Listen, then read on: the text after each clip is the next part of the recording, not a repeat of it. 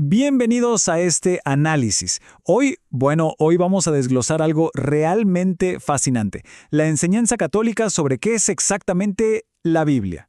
Vamos a explorar cómo se desarrolló su historia a lo largo de los siglos y lo que es absolutamente crucial, cómo podemos leerla realmente sin perdernos en el intento. Es literalmente la historia más grande jamás contada y vamos a entenderla paso a paso. Bien, entremos en materia. Es un escenario súper clásico, ¿verdad? Empezamos con toda la motivación del mundo leyendo el Génesis. Pasamos rápidamente por la acción del Éxodo y de repente, ¡pum!, nos estrellamos contra el muro del Levítico. Ese recuento que parece interminable de leyes y normas hace que muchos pierdan el hilo y francamente abandonen la lectura. Pero a ver, hay una razón para esa frustración, y lo mejor de todo es que este análisis nos ofrece una solución sumamente práctica. Para empezar, es vital entender la base teológica de todo esto. Según la enseñanza católica que estamos repasando, la revelación divina no se limita solo a un libro, descansa firmemente sobre dos pilares. Por un lado, la palabra escrita, que es la Sagrada Escritura, y por otro, la tradición oral. Esta tradición abarca las enseñanzas que salieron directamente de los labios de Jesús hacia sus apóstoles, quienes comenzaron a enseñar de forma oral mucho antes de escribir una sola letra de los evangelios, y ambos pilares, según la doctrina, están guiados permanentemente por el Espíritu Santo. Ahora, cuando nos enfocamos específicamente en la palabra escrita, nos topamos con un número muy definido. El canon completo de la Biblia católica tiene exactamente 73 libros, ni uno más ni uno menos. Es la totalidad que reúne, en perfecta armonía, el Antiguo y el Nuevo Testamento. Y claro, al comparar este número con otras versiones, surge una diferencia histórica bastante notable. La Biblia protestante, por ejemplo, tiene 66 libros. La fuente nos explica que allá por 1534, Martín Lutero eliminó 7 libros del Antiguo Testamento. La Iglesia Católica llama a estos textos deuterocanónicos. El documento original expone que esta exclusión se dio porque, dichos libros contradecían algunas de las nuevas doctrinas de la Reforma. Por ejemplo, al quitar los libros de los Macabeos, se hacía teológicamente más fácil negar la existencia del purgatorio. Y esto nos lleva a un punto histórico que es, la verdad, muy revelador. Hay un malentendido común de que la Iglesia Católica simplemente añadió esos 7 libros de la nada en el siglo XVI. Pero los datos históricos muestran otra historia. El canon de 73 libros fue establecido por los primeros concilios de la Iglesia, como el de Hipona y el de Cartago, a finales del siglo IV. El famoso Concilio de Trento en 1546 simplemente ratificó esta antiquísima decisión como infalible, en respuesta directa a la Reforma protestante. De hecho, si retrocedemos aún más, nos encontramos con un relato verdaderamente fascinante en Egipto. 200 años antes de Cristo, el rey Ptolomeo le pidió al sumo sacerdote en Jerusalén que tradujera las escrituras judías al griego, que era el idioma universal de la época. Enviaron a 70 sabios a Alejandría y, según la tradición, lograron 70 traducciones idénticas de forma milagrosa. Este canon de los 70 ya incluía esos 7 libros en disputa. Y ojo con este dato, esta fue precisamente la versión que usaban Jesucristo y sus apóstoles en el primer siglo. Entonces, ¿de dónde salió la versión más corta? El texto nos detalla que a finales del primer siglo, una escuela judía en la ciudad de Yamnia decidió establecer un nuevo canon hebreo, pero más corto. Su intención era cerrar el periodo de revelación mucho antes de la llegada de Jesús, para distanciarse formalmente del cristianismo que crecía rápidamente. El análisis señala que este canon de Yamnia, que dejó fuera siglos de textos precristianos, es la versión incompleta que Martín Lutero terminaría adoptando 15 siglos después. Ahora, lo que es realmente interesante aquí es el tapiz de los idiomas originales. Las escrituras se escribieron en 3 lenguas: hebreo, arameo y griego.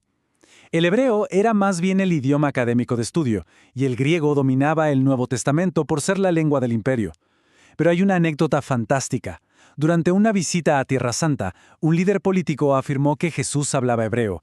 El Papa Francisco lo corrigió respetuosamente en ese momento, recordando que, aunque Jesús conocía el hebreo por su educación religiosa, el idioma vivo, el que hablaba en su día a día con el pueblo, era el arameo. Teniendo clara la historia y los idiomas, pasemos a un concepto teológico vital. ¿Cómo interpretamos todo eso? Como la Iglesia enseña que la Escritura está inspirada por el Espíritu Santo, lógicamente debe leerse con la guía de ese mismo Espíritu.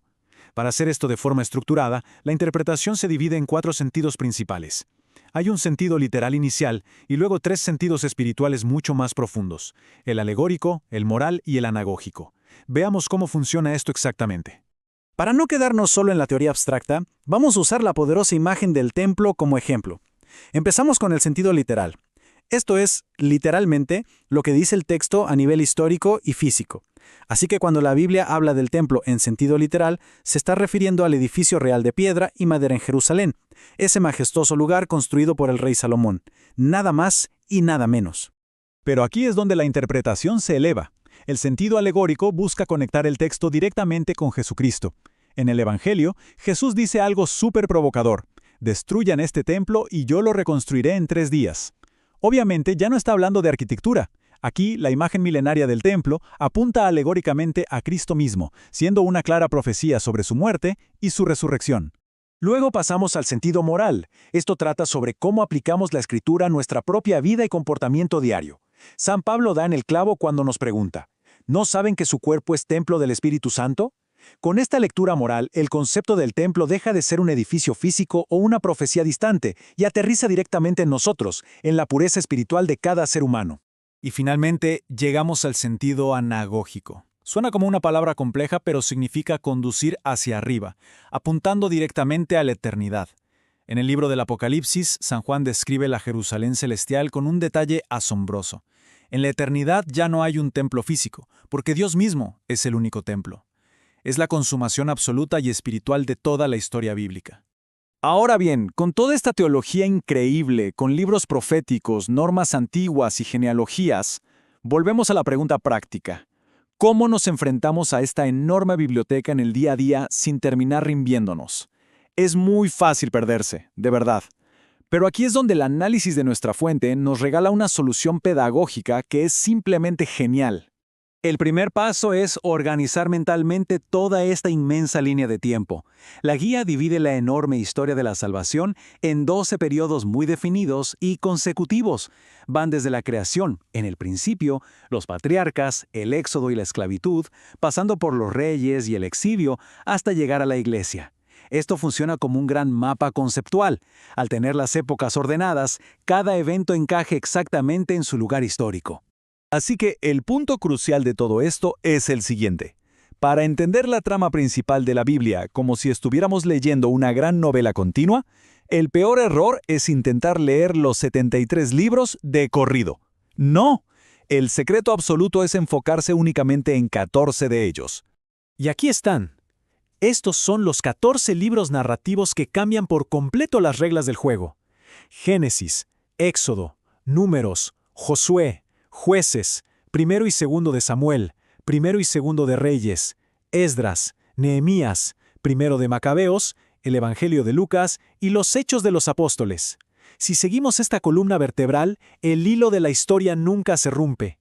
Los otros 59 libros, ya sean la poesía de los Salmos o los profetas, simplemente se van acomodando perfectamente dentro de las épocas que relatan estos 14 libros principales.